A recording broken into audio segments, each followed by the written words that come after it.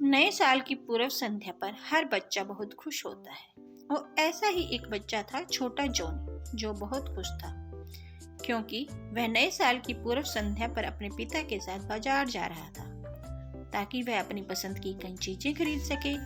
बाजार में बहुत चहल पहल थी और सभी दुकानें जो हैं अलग अलग रंगों से और लाइटों से सजी हुई थी।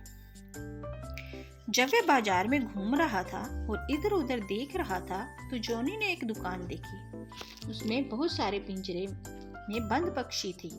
वे भागने की कोशिश में लगातार पिंजरे पर अपनी चोंच मार रहे थे। उनमें से कई से खून टपक रहा था। जॉनी को पक्षियों पर तरस आ गया। वह पक्षियों की दुर्दशा देखकर द्रवित हो गया और जब वह खुद पर काबू नहीं रख पाया तो वह दुकान पर गया। उसने पूछा, तुमने इन असहाय पक्षियों को क्यों पकड़ रखा है? उसने मन ही मन सोचा कि किसी की स्वतंत्रता को सीमित करना सही नहीं है। दुकानदार ने जवाब दिया, मुझे यह पसंद नहीं, लेकिन मेरे पास और कोई विकल्प भी नहीं है। मुझे अपने परिवार का पेट पालने के लिए भी पैसे की जरूरत है। यह सुनकर जॉनी ने पिंजरे में बंद पक्षियों को खरीदने का विचार बनाया। जॉनी अपने पिता की ओर मुड़ा जबकि वह अपनी जेब में पैसे ढूंढ रहा था।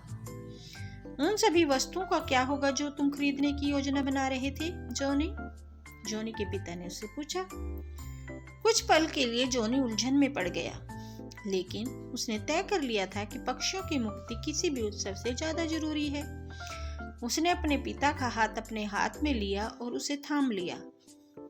पिताजी, उसने समझाया, मैं नए साल की पूर्व संध्या पर अपने दोस्तों के साथ अच्छा समय बिता सकता हूँ, लेकिन इन पक्षियों को खुले आसमान में ज्यादा मजा आएगा। उसके पिता ने दुकानदार को पैसे थमा दिए।